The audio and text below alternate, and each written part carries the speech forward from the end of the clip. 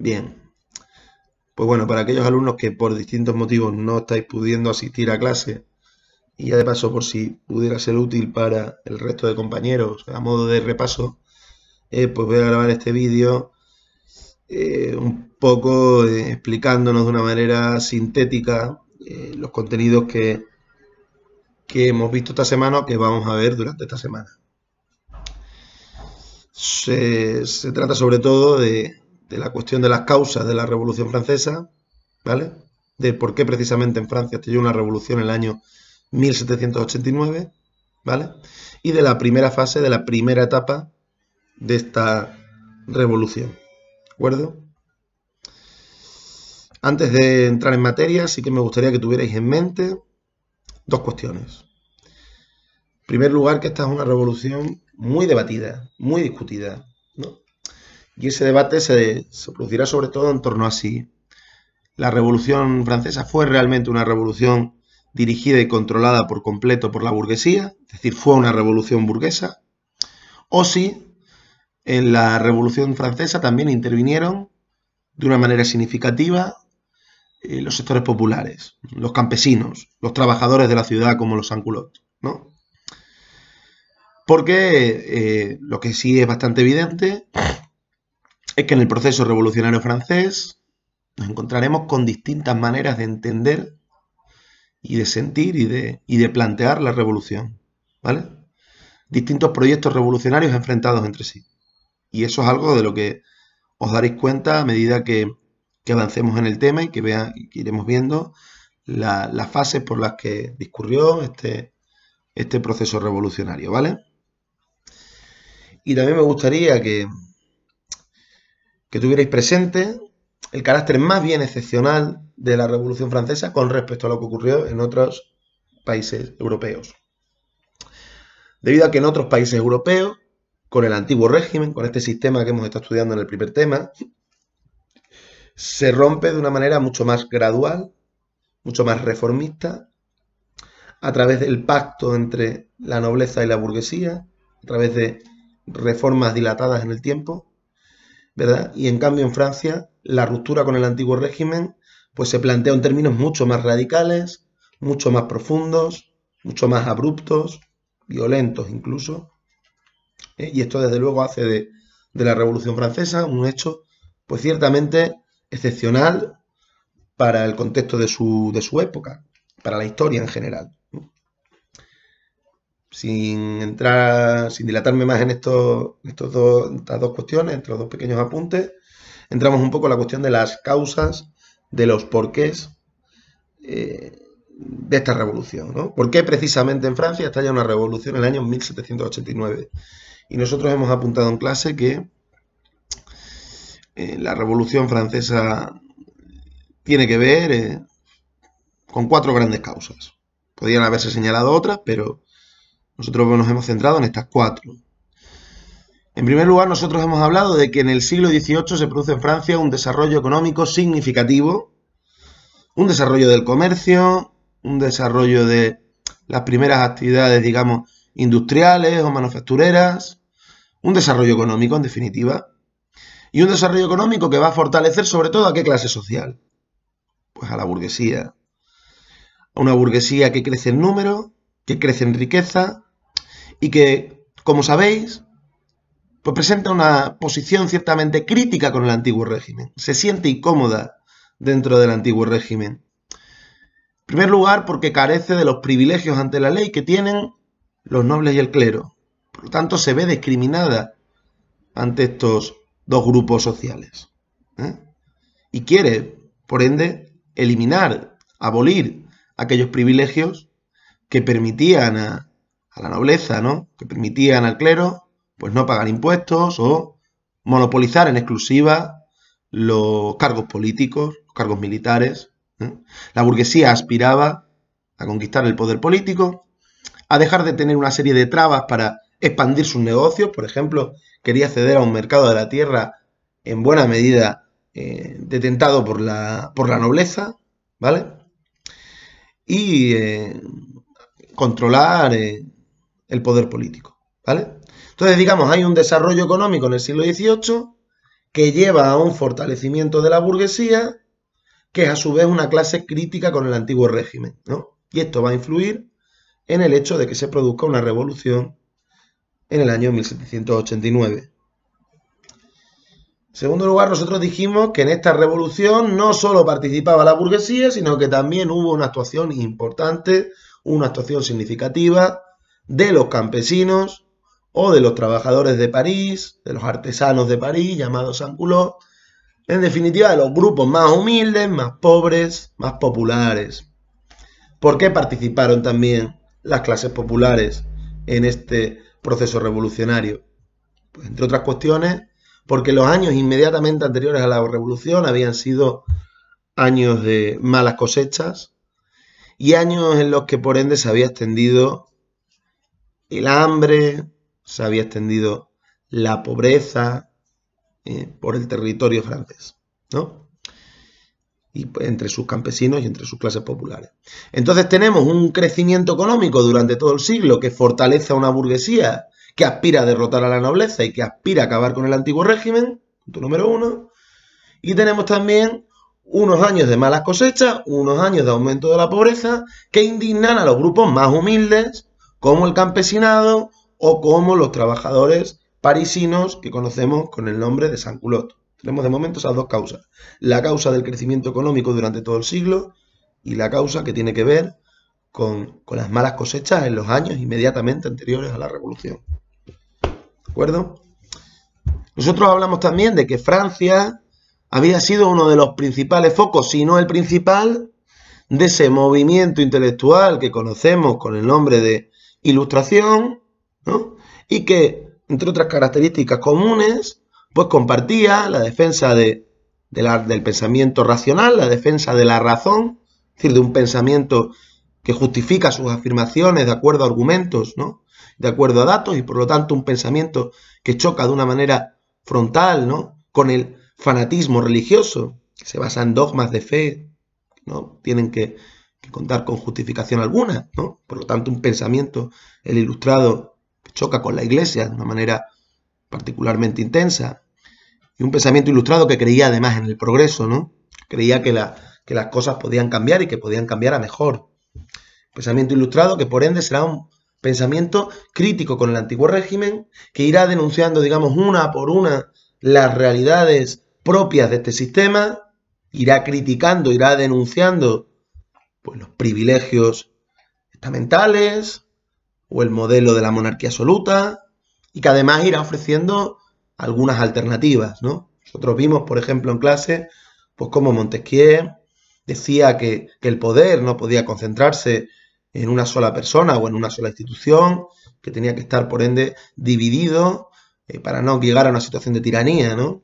O vimos como Rousseau, autor también ilustrado y francés, igual que Montesquieu, pues planteaba una suerte de modelo democrático, modelo político democrático, en su obra El contrato social, ¿no? Es decir, los ilustrados no solo van a criticar al antiguo régimen, sino que también van a intentar ofrecer algunas alternativas, y la ilustración tendrá un peso notorio, sensible, en Francia, ¿no? Donde además sus ideas llegarán a popularizarse en cierta medida entre la población, pues a través del aumento del número de personas que saben leer y escribir, ¿no? Personas alfabetizadas, o a través, digamos, de la difusión de periódicos, de panfletos, ¿no? De documentación escrita, de publicaciones escritas ligadas a la ilustración. Y por último, nosotros señalamos también una causa de carácter, digamos, más bien político, ¿no? Que era o que remitía al carácter profundamente absolutista de la monarquía francesa de Luis XVI, a la impopularidad que irá adquiriendo esta monarquía pues por el lujo excesivo que la rodeaba, ¿no? Frente a un pueblo muchas veces en condiciones de pobreza, ¿no? Necesidades. Y además vimos cómo esa monarquía, hemos visto en clase, cómo esa monarquía aparta a los ministros más reformistas, más ligados a ese fenómeno que hemos hablado del despotismo ilustrado, ministros como Necker, aparta a aquellos que apuestan por realizar ciertas reformas en el antiguo régimen, se atrinchera, por lo tanto, en la defensa del sistema, y cerrando esta vía de las reformas, pues abre la vía de la revolución. Por lo tanto, tenemos cuatro grandes causas de la Revolución Francesa. El desarrollo económico durante el siglo XVIII, que lo tenemos que vincular con un fortalecimiento de la burguesía, clase dispuesta, en principio, a acabar, al menos en Francia, con el modelo del antiguo régimen. Tenemos las malas cosechas, los años previos a la Revolución, que indignarán al pueblo, ¿no? Y que extenderán, digamos, el descontento entre los más humildes, entre los campesinos. Tenemos además la difusión de las ideas ilustradas, que aportan una especie de programa político al movimiento revolucionario francés, y nos encontramos también con un cuestionamiento o con una cierta impopularidad de la monarquía de Luis XVI, ¿no? Nosotros, de una manera un poco más extensa, ¿verdad?, pues hemos estado hablando en clase de estas causas de la Revolución Francesa, ¿vale? Ahora nos vamos un poco a cuál será el desarrollo de los hechos, cuál será la primera fase de esta revolución, ¿no? Bueno, en el año 1788, el propio rey Luis XVI, para intentar un poco frenar la posibilidad de que en Francia estallara un levantamiento popular, estallara una revolución, convoca a los llamados Estados Generales. Los Estados Generales llevaban sin convocarse en Francia algo más de un siglo. Y los Estados Generales consistían en una especie de parlamento, ¿no?, donde se reunían representantes políticos para discutir leyes o la imposición de nuevos impuestos o distintas iniciativas. Pero eso sí, estos representantes actuaban en nombre de los distintos grupos sociales. De tal forma que en los Estados Generales nos vamos a encontrar con unos representantes de la nobleza, con unos representantes del clero y con unos representantes de los no privilegiados, del llamado tercer estado, que serán sobre todo burgueses, ¿no? ¿Qué es lo que sucede? Que siendo los privilegiados, siendo el clero y la nobleza una pequeña parte de la población francesa, una minoría, pues ocuparán prácticamente la mayor parte de los puestos en estos estados generales. La nobleza y el clero, a priori, iban a ganar todas las discusiones que se tuvieran en esos estados generales.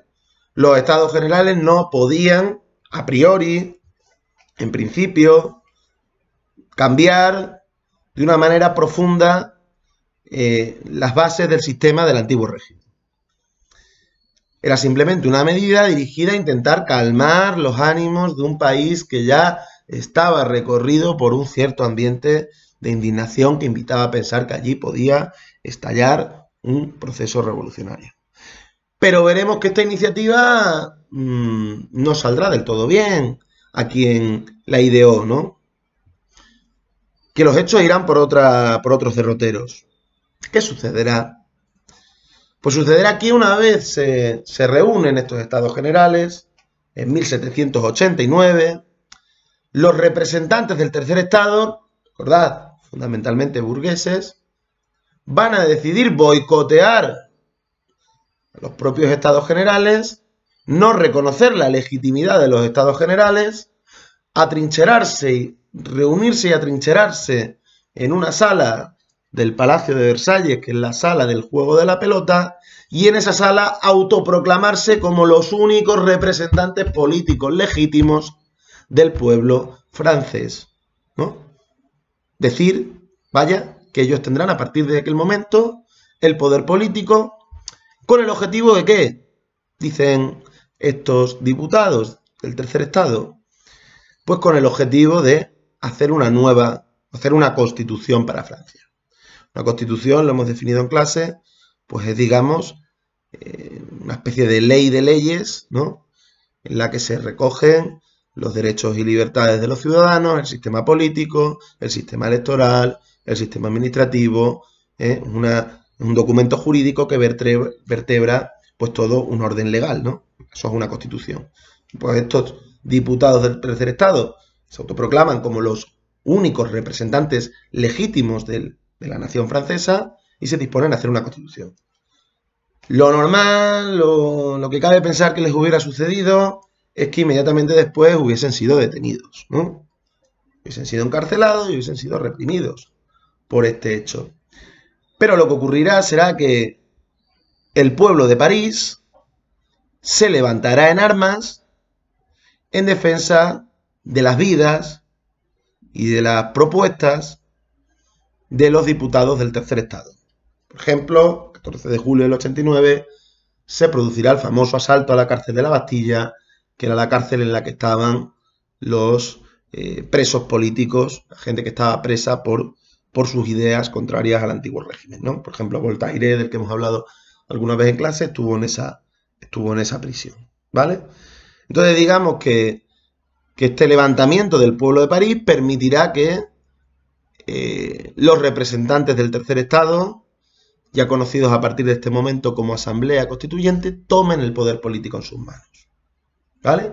Primer hecho, se convocan unos estados generales, pero los representantes de la burguesía, los representantes del tercer estado, rompen la baraja, se van a la sala del juego de la pelota y dicen que ellos tienen a partir de ahora el poder político y que van a hacer una constitución. Y en lugar de ser detenidos, que es lo que cabría esperar que les hubiera ocurrido, pues el pueblo de París se levantará en armas en defensa de aquellos diputados, permitiendo que se produzca la revolución, ¿vale? Esto está sucediendo en París. En París estamos viendo cómo la burguesía va tomando el poder político. Pero es que en el campo, una vez empiezan a llegar las noticias de lo que está ocurriendo en la capital, pues empiezan a producirse también levantamientos de campesinos. Levantamientos que serán conocidos con el nombre del Gran Miedo. Los campesinos se dirigirán a asaltar las tierras de los señores, sus castillos, se apropiarán de tierras, irán eliminando pueblo a pueblo los derechos señoriales, evidentemente mediante la fuerza, mediante la violencia incluso, en ese movimiento que se conocerá como el Gran Miedo. Entonces tenemos que a la altura del verano de 1789 han ocurrido dos cosas en Francia que nos permiten hablar de una revolución. Por un lado, una toma de poder político por parte de los representantes del tercer estado, ¿no? En esos estados generales convocados por Luis XVI, gracias a la intervención del pueblo de París. Y por otro lado, un levantamiento campesino, el Gran Miedo, que irá eliminando los derechos señoriales, que irá asaltando los castillos y las tierras de la nobleza, ¿no? Eso ocurre, digamos, en el verano del 89. Y a partir de aquí podemos hablar de que se inicia la primera fase de la Revolución Francesa, que va a ser la fase más controlada por parte de la burguesía. Aunque ya estamos viendo que hay una participación de los de abajo, una participación de los campesinos que logran algunas conquistas, como eliminar los derechos señoriales, las obligaciones que les imponía la nobleza y que les imponía el clero, ¿verdad? La burguesía todavía tiene bajo su control buena parte del proceso revolucionario. Esta es la fase más moderada, la fase burguesa o claramente burguesa de la revolución, que durará, señalo yo en los apuntes, pues hasta 1792 con la proclamación de la República, ¿no? Entonces, situado en los años 89-92. ¿Qué irá ocurriendo durante aquellos años en Francia, durante la primera fase de la Revolución Francesa? Bueno, digamos que aquella Asamblea Constituyente, compuesta por los diputados del tercer estado, los estados generales, tomará una serie de medidas. Medidas dirigidas sobre todo a desmontar el poder de los privilegiados, de la nobleza y el clero. Se proclamarán el fin de los privilegios, lo que implicará, entre otras cosas, por ejemplo, la igualdad en el pago de impuestos. Se aprobará que los cargos políticos sean cargos a los que se acceda, pues bien mediante elecciones o bien mediante el mérito, que ya no dependan, por tanto, que ya no requieran, por tanto, que uno tenga un origen familiar noble. Se eliminan los derechos señoriales, se conservan los bienes comunales, una excepción en toda Europa, y se conservan precisamente porque el campesinado sí está interviniendo en esta revolución, se toman medidas, digamos, que van destruyendo uno por uno los pilares del sistema de antiguo régimen, ¿vale? Del sistema que hemos estudiado en el primer tema. Dicho esto, ¿no? Por centrarnos también en algunos hitos de esta primera fase de la revolución.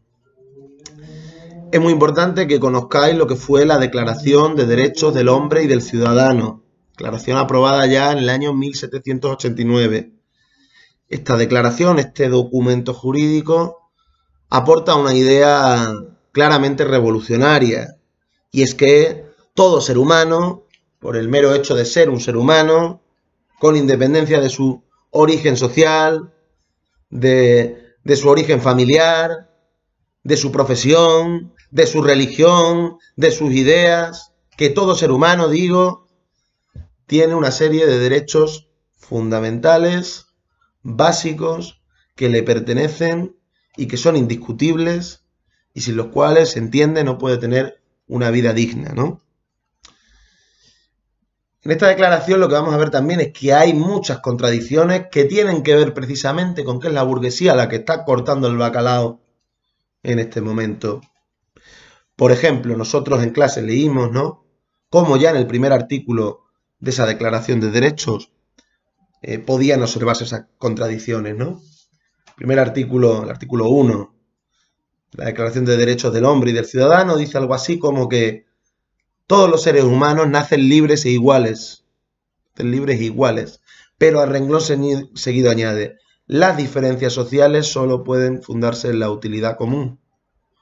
¿Qué nos están queriendo decir con esto?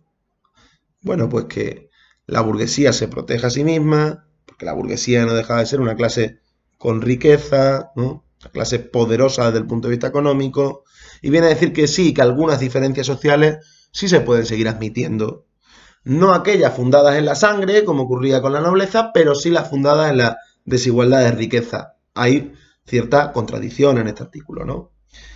Vamos a ver además como la Declaración de Derechos del Hombre y del Ciudadano, pues junto con derechos como el de la libertad de expresión, la libertad de pensamiento, insiste también de una manera muy sensible en el derecho inviolable y sagrado a la propiedad privada. ¿A quién se está protegiendo con eso? Igualmente a la burguesía. Y hubo quien incluso en la propia Francia de la época llamó la atención sobre el hecho de que esta declaración era una declaración de derechos del hombre. Falta la mujer, ¿no? Y entonces estuvimos refiriendo a la figura de Olympe de Gouges. Pasaré las diapositivas para que veáis exactamente el nombre, que redactó una declaración alternativa a la Declaración de Derechos de la Mujer y la Ciudadana, declaración que lógicamente en esa época no fue aprobada, pero que ya empezaba a reivindicar la igualdad entre géneros, la igualdad entre sexos, entre mujeres y hombres, ¿no? Por eso a veces se dice que en la Revolución Francesa está uno de los orígenes del movimiento feminista contemporáneo, que como sabéis se caracteriza, bueno, por buscar la igualdad entre mujeres y hombres, ¿no? Primer hito, digamos, que hemos visto de esta fase burguesa de la revolución, la Declaración de Derechos del Hombre y del Ciudadano. Declaración que plantea que todo ser humano, por el mero hecho de ser un ser humano, tiene una serie de derechos imprescindibles. Pero declaración también que se cuida mucho de proteger los intereses de la burguesía, la clase que está controlando en ese momento la revolución. No me quiero extender mucho más para no hacer el vídeo muy pesado y entonces acabaré también haciendo referencia a la Constitución de 1791. La Constitución de 1791 fue una constitución donde ese carácter burgués que está teniendo esta primera fase de la Revolución Francesa se ve bastante claro. Algunas características de la Constitución de 1791. Bueno, en primer lugar que Francia sigue siendo una monarquía, sigue existiendo rey. Ahora, dejará de ser, eso sí, una monarquía absoluta, ¿no? El rey ya no tendrá todos los poderes en sus manos.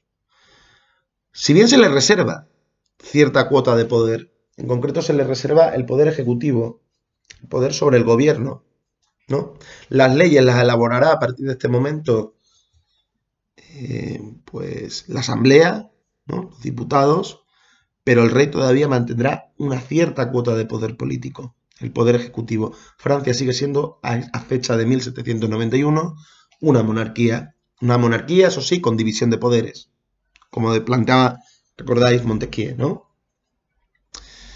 Esa constitución también declara una serie de derechos, ¿no? Confirma los derechos de los que habíamos hablado en la Declaración de Derechos del Hombre y del Ciudadano, pero derechos, eso sí, casi todos ellos, o por no decir todos, de carácter político, ¿no? Es decir, el derecho a la libertad de expresión, a la libertad de pensamiento, a la libertad de conciencia. No entrará en derechos de carácter, digamos, económico, como puede ser el derecho a la alimentación, a la existencia, del que se hablaba mucho en aquellos años, o el derecho al trabajo. Eso es lo que empezarán a defender los sans-culottes de París, ¿no? Grupos más pobres que dicen no hay libertad que valga si yo no me puedo alimentar, no tengo derecho, digamos, no tengo garantizadas unas condiciones materiales mínimas para poder sobrevivir, ¿no? Y sobre todo tenéis también que tener en cuenta que esta Constitución proclama el sufragio, proclama el derecho al voto, pero el derecho al voto censitario, el sufragio censitario. Y hay que anotar este concepto. El sufragio censitario es aquel en el que solo pueden votar los que tienen determinado nivel de riqueza. El resto de la población no. Los pobres no. Por lo tanto, digamos que a la altura de 1791, Francia no es todavía, o no es directamente, un país democrático. Porque solo están pudiendo votar los que tienen cierto nivel de riqueza. En esto que volvemos a ver, cómo en esta fase los intereses de la burguesía se están viendo defendidos, se están viendo bien representados. Cómo en esta fase la burguesía todavía controla la mayor parte del proceso revolucionario. Aunque hubiera habido algunos levantamientos campesinos por toda Francia, ¿verdad?, que habían logrado algunas conquistas. Y de momento lo dejamos aquí.